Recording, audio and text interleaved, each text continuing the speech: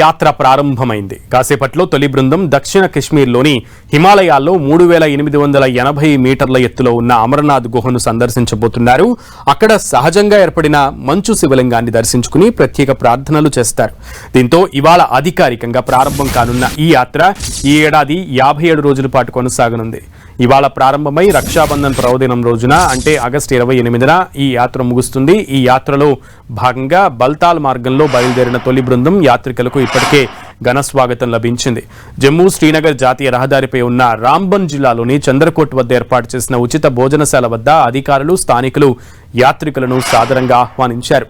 రాంబన్ జిల్లా యంత్రాంగం, పౌర సమాజ ప్రతినిధులు, పలు లంగర్ సంస్థలు కలిసి యాత్రికులకు శుభాకాంక్షలు తెలిపి వారి యాత్ర ప్రశాంతంగా సాగాలని ఆకాంక్షించారు. జమ్మూలోని భగవతీనగర్ బేస్ క్యాంప్ నుంచి లెఫ్టినెంట్ గవర్నర్ మనోజ్ సిన్హా యాత్రికుల కాన్వాయ్ను జెండా ఊపి ప్రారంభించిన తర్వాత చంద్రకోట్ వారికి మొదటి ప్రధాన విరామ కేంద్రంగా నిలిచింది. యాత్రికులకు ఆహారం, తాగునీరు, ఇతర అత్యవసర సేవలు అందించేందుకు చంద్రకోట్లో అన్ని ఏర్పాట్లు పూర్తి చేశారు. యాత్రికుల భద్రత, సంక్షేమం, ప్రయాణం సాఫీగా సాగేందుకు జిల్లా యంత్రాంగం విస్తృతమైన ఏర్పాట్లు చేసింది. Police, army, CAPF, traffic police, ఆరోగ్య శాఖ, ఎన్డీఆర్ఎఫ్, అగ్నిమాపక శాఖ సేవలు వంటి ఇతర ఏజెన్సీలతో సమన్వయం చేసుకుంటూ పటిష్టమైన చర్యలు తీసుకుంది. భారతదేశంలోని అత్యంత పవిత్రమైన పుణ్యక్షేత్ర యాత్రలలో అమర్నాథ్ యాత్ర ఒకటి. ప్రతి సంవత్సరం లక్షలాది మంది భక్తులు ఈ యాత్రకు తరలి వస్తారు.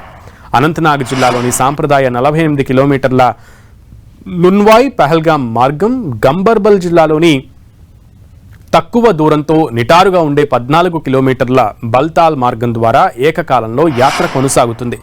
యాత్రను విజయవంతంగా నిర్వహించేందుకు జమ్మూ కాశ్మీర్ వ్యాప్తంగా ఆన్ స్పాట్ రిజిస్ట్రేషన్, RFID కార్డుల జారీ, పటిష్టమైన భద్రతా ఏర్పాట్లు, మౌలిక సదుపాయాల మెరుగుదల వంటి పనులను కూడా పూర్తి చేశారు. ఈ యాత్ర కోసం ఇప్పటివరకు 3.5 లక్షల మందికి పైగా భక్తులు నమోదు చేసుకున్నారు. దీంతో రద్దీని నియంత్రించేందుకు రోజువారీ యాత్రికుల సంఖ్యపై పరిమితులు విధించారు అధికారులు.